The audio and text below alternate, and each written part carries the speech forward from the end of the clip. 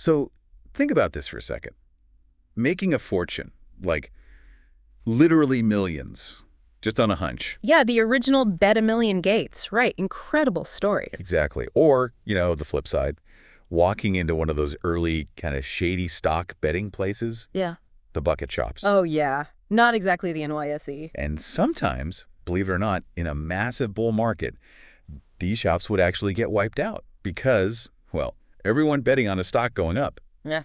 They were right. The house lost. It really shows how some market behaviors and maybe human reactions, they stick around, don't they? No matter how trading changes. And that's precisely what we're digging into today. Yeah. We're exploring the wisdom packed into Edwin Lefèvre's book, Reminiscences of a Stock Operator. Mm-hmm. Now, look, it reads like a great story, almost a biography of this trader, Livingston. Right. But it's so much more. It's like a masterclass in speculation itself. Absolutely. And, for you listening, it's pretty much common knowledge that this Livingston guy, that's Jesse Livermore, a giant figure in early 20th century trading. His experiences really shaped how we understand markets, even now. What gets me is how relevant the book still feels. Yeah. It was written, over 100 years ago. Easily. But the lessons, editors always point this out, they feel completely timeless. Makes you think, what really changes on Wall Street and what stays the same? It does. And Lefèvre, the author, he wasn't an outsider. He was a well-respected financial journalist. Right. New York Sun, places like that. Exactly. He knew these people, saw it firsthand.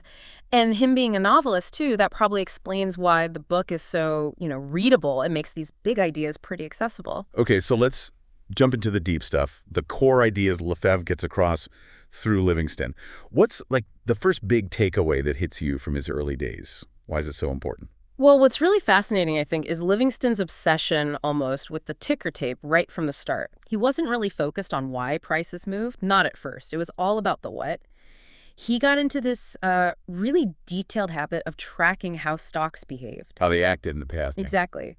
Trying to anticipate the next wiggle based purely on that history, the patterns he saw on the tape. It was like his own private research project, wasn't it? Yeah. Jotting down predictions, checking them against the actual tape. Yeah. Sounds incredibly disciplined for anyone. It was.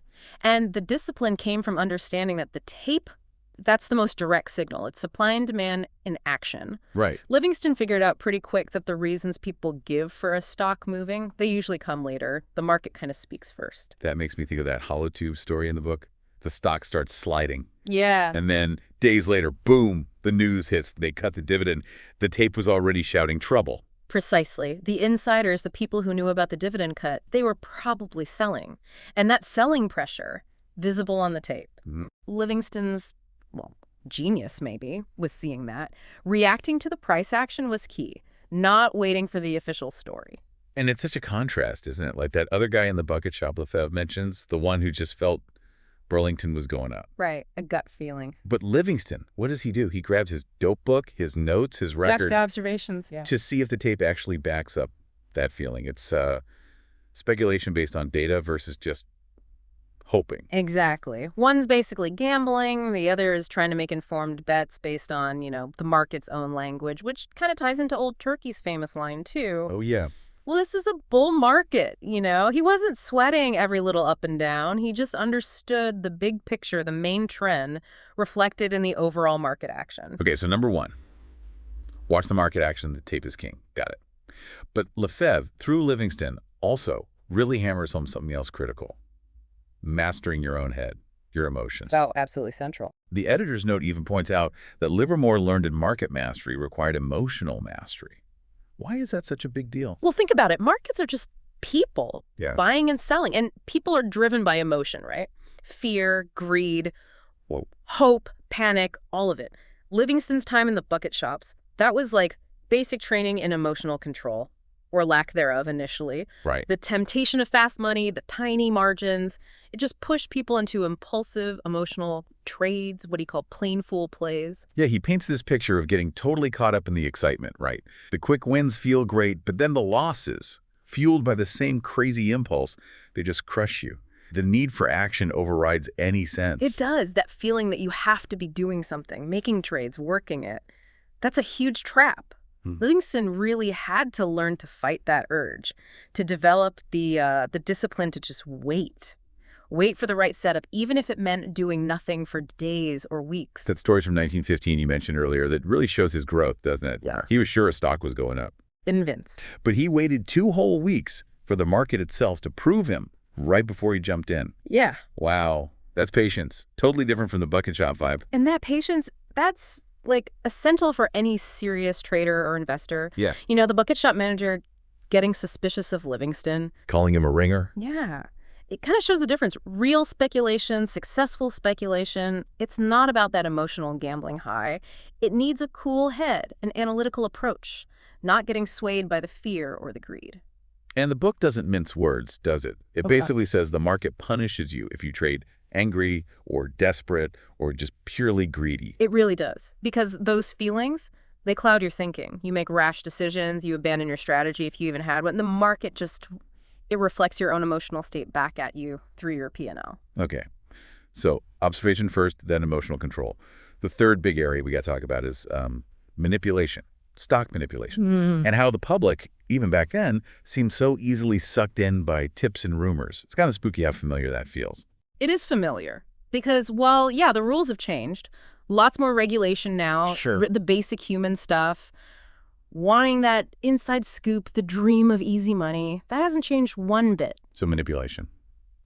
It's always been part of the game. Pretty much. And the main goal, often, was what they called distribution. Basically, pump up the stock, create fake excitement, and then unload huge amounts of shares onto the public at those high prices. Lefèvre really breaks down that distribution idea, doesn't he? It's not just selling. It's about spreading the shares far and wide to as many people as possible, ideally right at the peak, creating a frenzy. Exactly. He mentions figures like James R. Keene, considered like the master manipulator of that time. Right. And the fact that huge players, guys like Rogers and Rockefeller, needed Keene's help to sell off massive blocks of stock like amalgamated copper. That tells you how powerful and maybe how necessary this stuff was seen back then. And the basic playbook was push the price up artificially, get everyone excited and buying. Create the buzz. And then sell your shares to them as the price starts to inevitably slide back down. Sounds cynical, but well, apparently effective. It was, apparently. Back. And a huge part of it was planting stories, bullish news, anonymous tips in the papers, even right there on the ticker tape sometimes. Wow. Those rumors would just fuel the public buying, create the exit door the manipulators needed. And Livingston points out that the public often gets, well, left holding the bag, right? Because they hang on too long. Yeah, they overstay their welcome.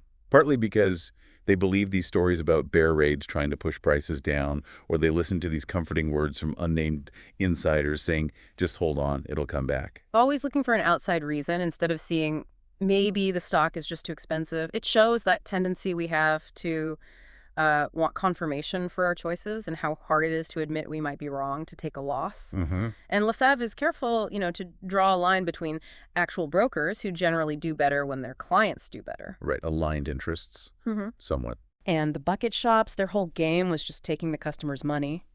Pure fraud, basically. Okay, so we've hit on reading the tape over the why, the absolute need for emotional discipline, and this whole history of manipulation and how the public gets caught up. It's striking how much this stuff still echoes today. It really does. Lefèvre, using Livingston's, often painful lessons, he just reveals these persistent truths about market psychology. Yeah. It's a powerful reminder that, yeah, the tech changes, the rules change, but the human element, that's still a massive driver in the markets. So as you're reflecting on all this, maybe think about how these century-old ideas apply in today's world. We've got instant news, social media setting trends, algos trading faster than we can blink. Totally different landscape on the surface. But are those basic human drives, that fear of missing out, the siren song of quick riches, the herd instinct, and the potential for new kinds of manipulation, are they still the biggest things moving the needle? It really makes you pause and consider your own approach, doesn't it? How you handle information, how you make decisions when your money's on the line. Definitely. Despite all the progress, all the sophistication, are we still fighting the same battles against greed, fear, and hype that Livingston fought all those years ago? It's something important to keep in mind as you navigate the markets today.